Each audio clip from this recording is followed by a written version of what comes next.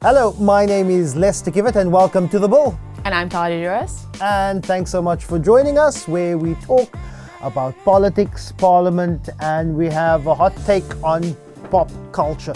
Let me first address the elephant in the room. I am a pre-middle-aged man who gets an alarm at 3:30 in the morning, and all I could manage to do this morning was throw on a hoodie. You, of course, like the Gen Zer that you are, unwedded and unchildren, can prepare to get on a video vodcast and prepare yourself. We got up at the same time this morning.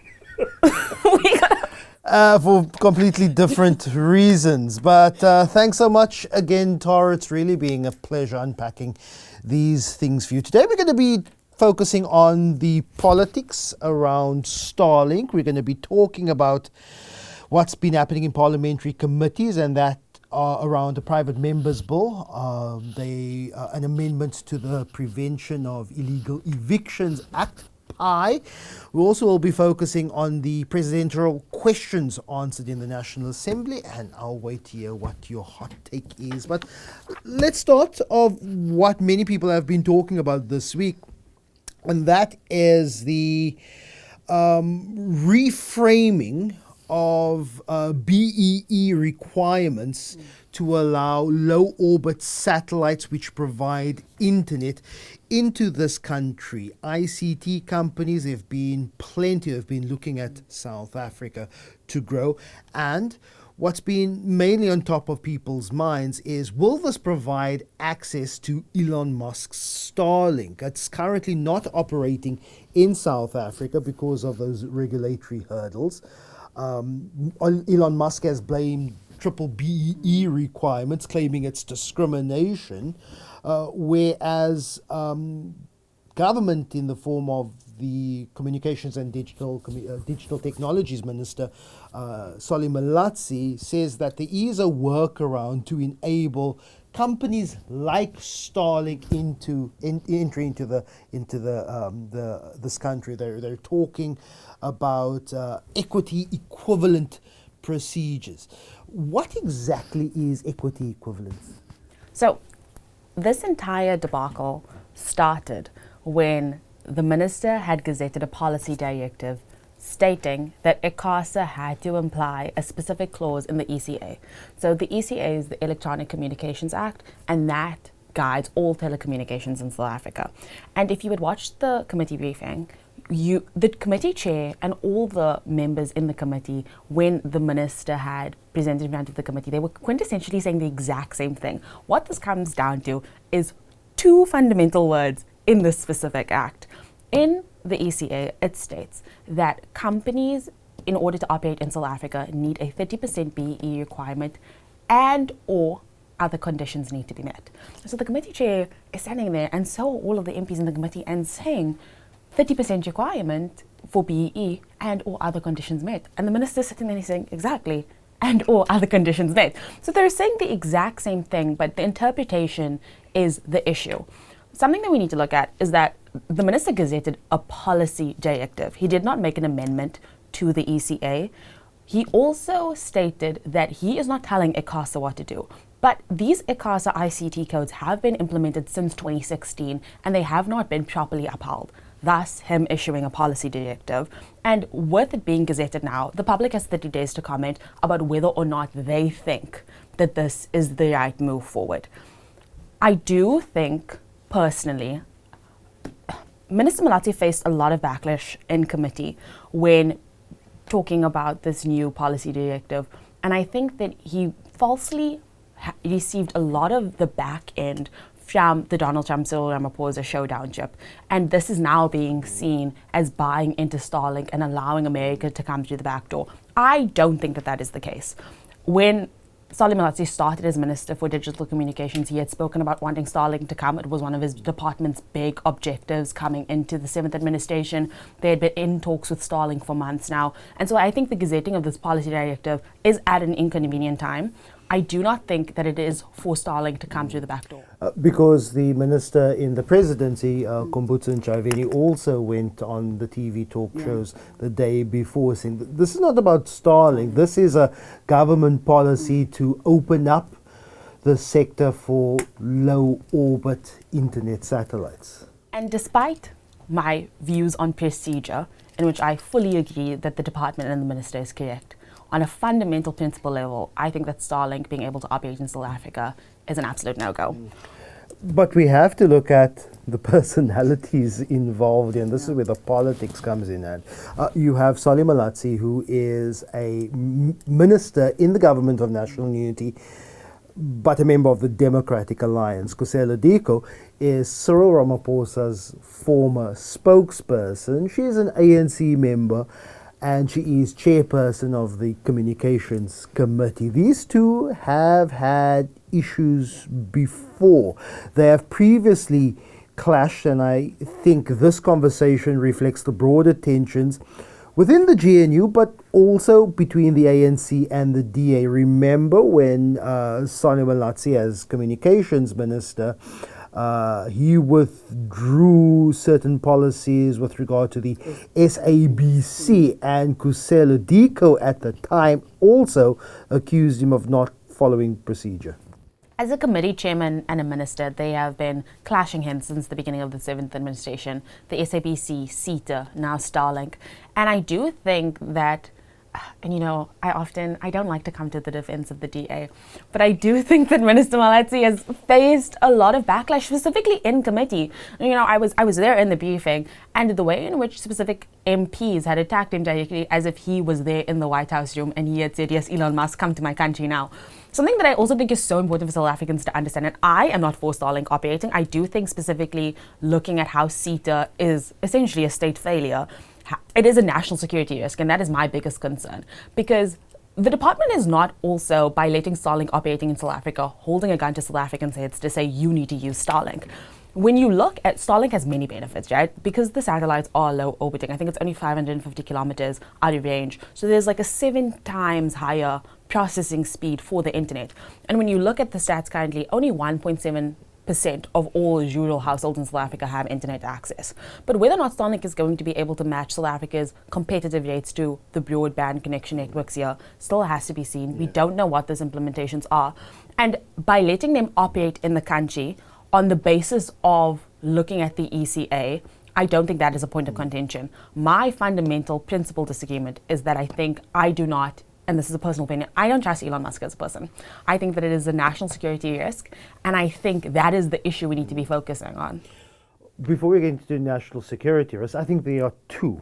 There is why the failure of CETA, the State Information Technology Agency, and its failures is a national security risk. How many government institutions, state-owned enterprises, all sorts of agencies have had cybersecurity breaches, and that is because of the failure of CETA. But at the same time, and credible reports out of the New York Times, Washington Post, Reuters, ProPublica, of how the US State Department, when negotiating with countries, and particularly countries in Africa, around tariffs and other diplomatic issues. Credible reporting that says Starlink has been inserted into these negotiations. In other words, a country has been told by the United States, oh, do you want to drop in tariffs? Well, then you're going to have to give Starlink the way, and you think of the Gambia already and in Lesotho. So when we're talking about national security risk, there's that, but also in a country that has the experience of private enterprise getting involved in government policy. Think state capture. This is a prime example of the US government being captured by Elon Musk. We cannot separate the fact that Elon Musk is Donald Trump's biggest donor, and that look at the implementation of Doge as a now ad hoc government department. I do not think that allowing Elon Musk to operate in South Africa is a good idea in any sense of form. The only area in which I think I would waver from that opinion, I think AGOA is dead. I think AGOA is dead in the water. But if allowing Starlink to operate in South Africa is a condition for the negotiation of a new bilateral trade agreement between South Africa and the United States, then I think we should be willing to concede in that area, because economically those benefits outweigh potential national security risks.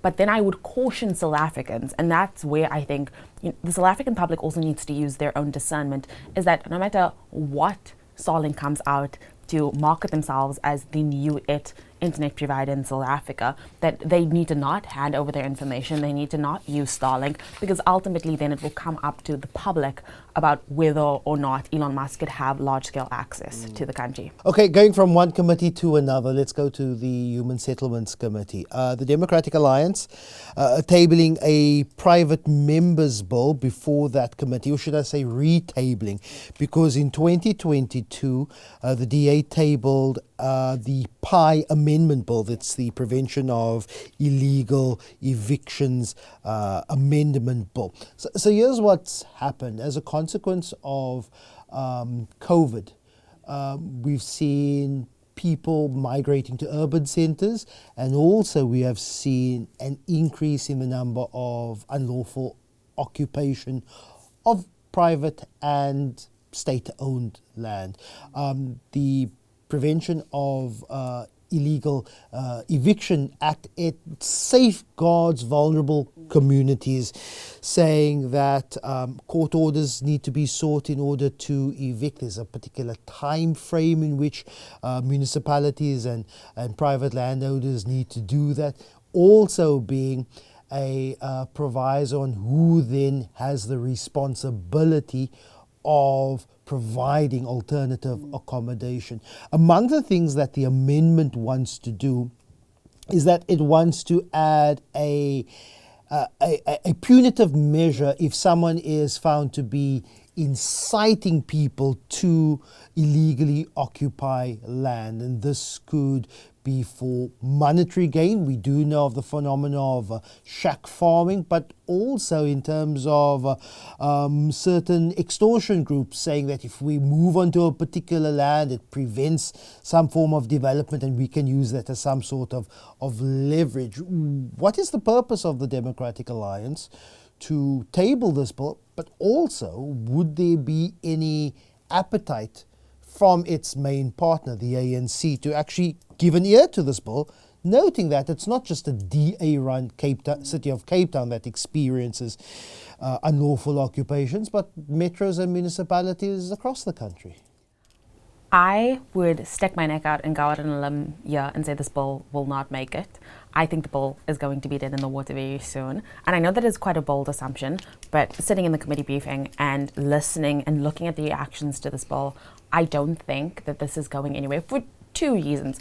On a principle and fundamental level, I disagree with this bill, but also just as a piece of legislation, I don't think that it is effective.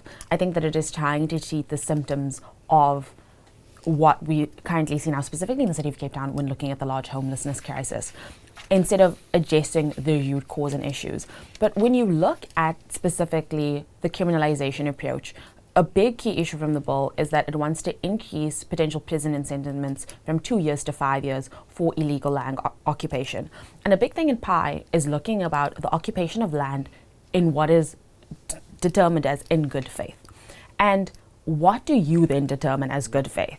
And it wants to, the current amendment wants to increase measures into looking into individuals' histories, looking at their previous living residence, looking at where they're previous housing, doing a really extensive background into why they are now occupying this land. And I don't think that that is useful into looking at specifically, because this is an affordability and cost of living crisis. And this is not to say that illegal land occupation in many cases and instances is not wrong. Specifically when you look at Piazza is facing a massive issue with illegal land occupations over railway lines, having railways not being able to operate fully functioning. It also creates massive issues when we look at refuse removal, when you look at the health and safety specifically of the individuals who are living in these occupied land zones and the children who are living there. There are many issues and concerns, but I don't think that on a fundamental level this bill addresses that. Specifically, when I sat in the briefing, this briefing was yesterday, when you look at the questions that were being directed to MP Emma Powell, I don't think that on a substantive level she had provided enough reasons about why this bill should go further. It was first introduced in 2023. It's only now, public comment closed about 2 months ago. It's only now being introduced in committee. I don't think the committee will vote to pass it on to the National Assembly. And even if it does go on to the National Assembly, there is no way it's getting the votes. You said there's a level in which I disagree that while many parties love talking left, they in fact walk right when it comes to anti-poor policy. We do know that unlawful occupation does have an impact on urban and city planning, and that there is the issue that many projects are stalled because of the issue of occupation. You use the example of the Central Line here in Cape Town, where people have sought to set up shelter on the Central Railway line. So I do think, while parties in South Africa and parties left of the Democratic Alliance do talk left, I think there is an appetite in municipalities, in metros, may not go all the way up to the National Assembly level, but if we can drill down on what happens at municipal level, even with ANC-led municipalities and metros, maybe even very quietly would be supporting an amendment to PI. I don't think so. Specifically because when you look at legislatively, the bill's key aspect is criminalization and looking at the court system. And I think that this will just create a further backlog when looking into the court system and how these cases are going to be dealt with. The reason why I don't think that this bill is going to go any further is, I agree. I think that the ANC, specifically when it comes to land redress, when it comes to social housing, they say one thing, but then they do another thing legislatively. But I think specifically this bill, from a substantive level, does not actually address looking at why we have a social housing crisis, nor does it offer any real alternatives to what to do to combat this incestuous, specifically looking in the city of Cape Town, looking at homelessness and looking at where all these land invasions are happening. It also could be argued it then contests against the Grootboom judgment in 2000 in the Constitutional Court. The Grootboom judgment is one of the first progressive landmark Constitutional Court judgments in South Africa.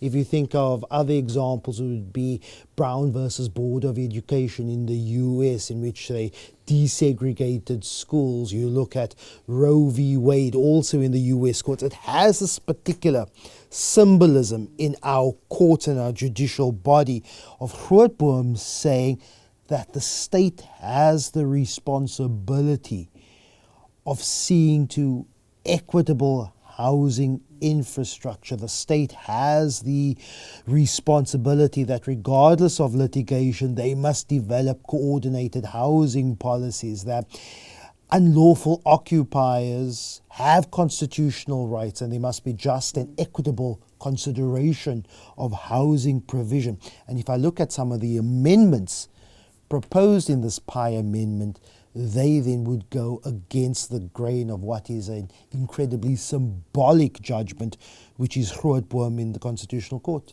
And it fundamentally brings up this long-term debate of private property rights are important, specifically in the context of democracy, and it's a big social question. Everyone's for social housing until it's in their backyard. And it's the fine line between looking at Section 26 of the Constitution, which is a fundamental right to housing in this country, and then looking at where do we protect property owners' rights. But I think the big social question, rather, is where and when is social housing going to happen? There's a really interesting case in Khayelitsha about a year ago, where a section of a high school's school field was being illegally occupied, using for housing. Residents had set up camp there, and the school wasn't using the land. They had then filed with the Constitutional Court to be like, actually, would we need this land for social housing? The land was not being used, they were living there. And what had happened was the community members had actually said, no, you can't take this piece of land, despite the fact that the school hadn't been using it. And the community association came out and had those people evicted. And so it brings on a fundamental question is that, when you talk about social housing as a social political issue in the general sphere of the public, everyone seems to be for social housing. But when you look at the implementation of social housing, it hasn't happened in South Africa. And I think that's for a very specific reason. But I don't think, even though there are MPs who would like to agree with this bill on a personal level, I think the public backlash that they would get far outweighs supporting any potential support for this private members bill.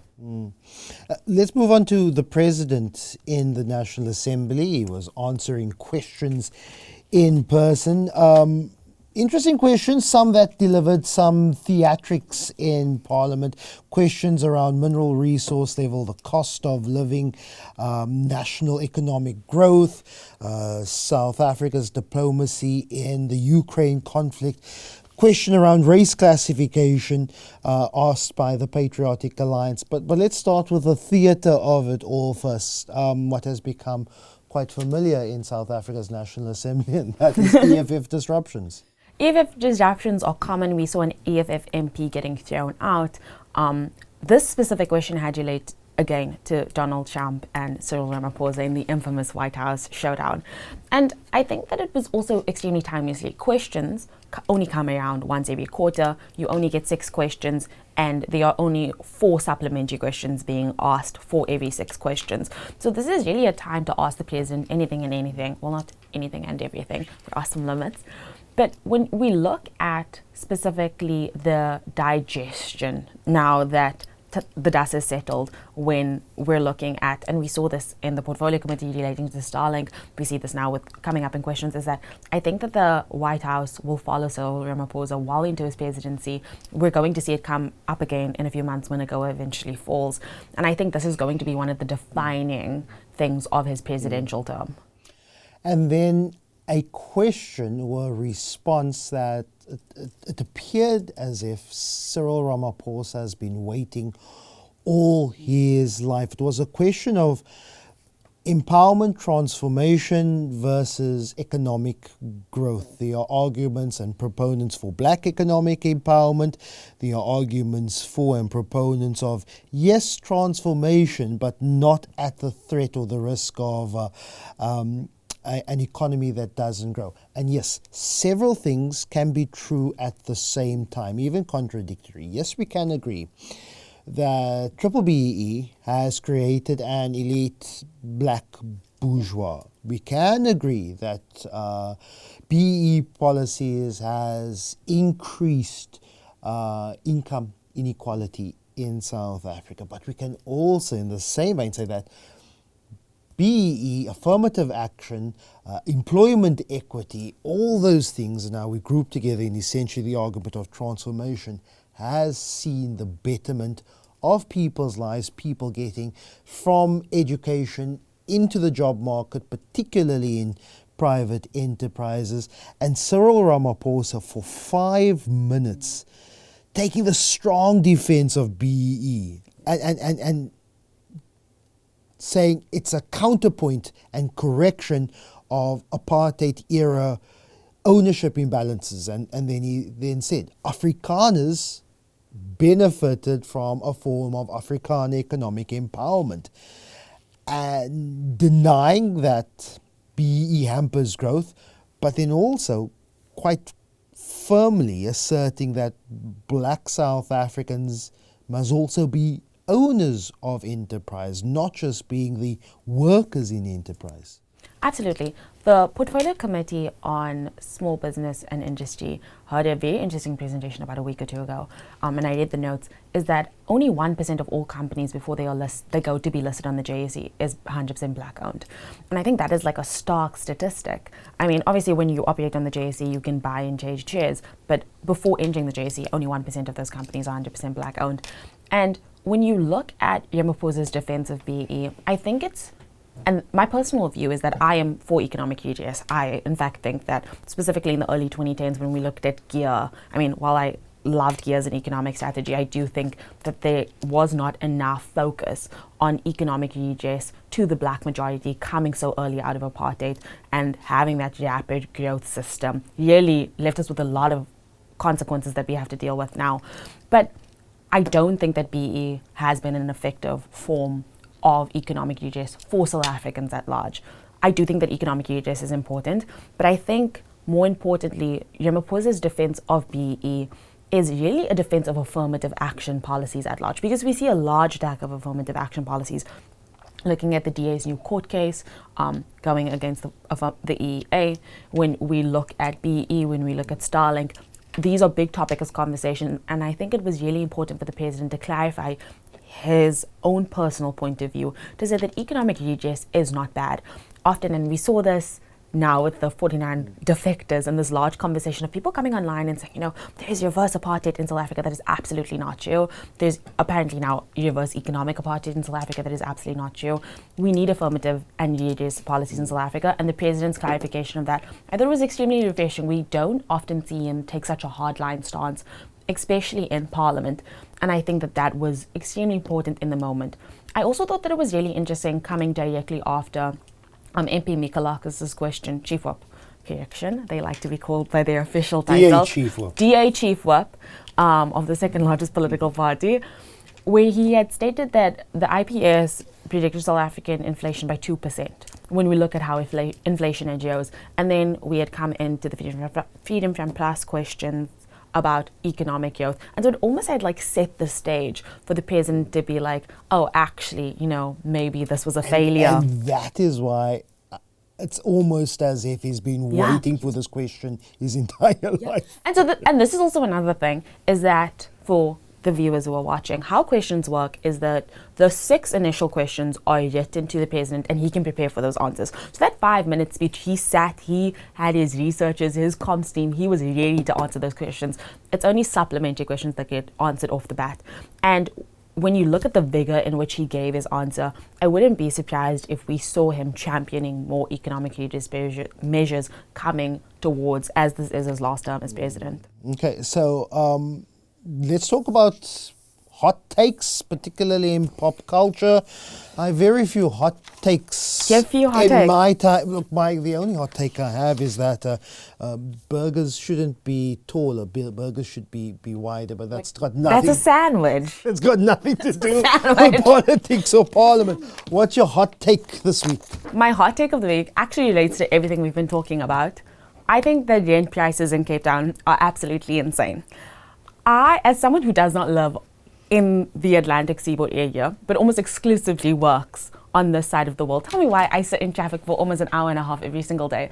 It's like, it's a madness. Something that should take 25 minutes takes sometimes an hour, sometimes an hour and a half. Last week, I sat in traffic for 2 hours going home because of the rain. I hate Property 24. This is a public service announcement. Why are we listing like apartments that only have 0.5 rooms that are 35 square meters for 20,000 rand a month? I love Cape Town. But honestly, and I don't even know if I can say this on the internet, but I would rather take my chances at getting held at gunpoint in Joburg CBD before I ever pay 20,000 rand a month to live in something that is listed as a micro apartment. No! The digital nomads must go. I've actually been championing this for so long. I wrote an article about this in December, when so many more tourists were coming in than usual. And I actually became a meme amongst the Cape Town Atlantic Seaboard community. They wrote a Facebook message post about me, like an extensive deep dive into what they thought my article about digital nomads was about. And I will say this, a lot of people say that it's xenophobic. I don't think you can be xenophobic towards people from first world countries who come up and drive up the cost of living. The digital nomads must go. Jordan Neal Lewis needs to do something about the extreme costs of living in this city, because as someone who has a job, why can I not afford rent in the Atlantic Seaboard? No, that's my hot take. Tell us what you really think. My hot take would be is if you meet a minister, you only have to call them minister the first time. Afterwards, you're on first name basis. I also... It depends. Honourable member is not a title. Really? Honourable member is not a title. So MPs, and I know of at least one who wants to be addressed as honourable member. Outside of the chamber of the National Assembly, you are not a honourable member. You are a public representative and a citizen of this country. The only people that of course, tradition and culture and age plays a factor. If I know of a minister who is of the, say, maybe generation or generational peer, 5-10 years on either side, sorry, after I call you minister for the first time, you know never to me. You solly to me. But I think that the convention remains when you are in the vicinity, in the company of the president or the deputy president. I agree to a certain extent. Look, everyone's older than me. So there is a certain level of like expected respect from certain individuals. There are certain MPs that I have closer personal relationships with, and I will call them by their first names. And it's never been an issue of being like, oh, Mr. or Mrs. or ma'am or this and that. I often, like in Parliament as well, I don't refer to people. It's only in a very traditional sense, like when I'm giving an interview or I'm giving a comment publicly, I will say honourable. But in Parliament too, like I call people by their first names. There are sometimes like jokingly, I'll be like, oh, okay, honourable member, or like, okay, whoop. But you know what? This is also another hot take. This is my last hot take for the day, is that deputy whips shouldn't exist. Because tell me why all these cluster whips now in Parliament want to be called whip. Like the other day I ran into a new deputy whip. Like he was recently made a whip, and I was like, oh, hey, honourable, someone who had like a relatively close personal relationship with, and he was like, oh, call me whip. And it's like, you just became a deputy whip. You're not even a real whip. Like, it's another thing if you're the chief whip. But these cluster whips, everyone's a whip now. Everyone's a deputy whip. No. Okay, there's an exception to every rule, and as I just said that I'm not gonna say hey Toko. Yeah. Speaker. I would say Madam Speaker. Gosh, Tara, pleasure as always. I'll see you again next week as we discuss the politics, the parliaments, and another one of your hot takes. We're back at it. Thanks so much. Thank you. Chat to you again next week.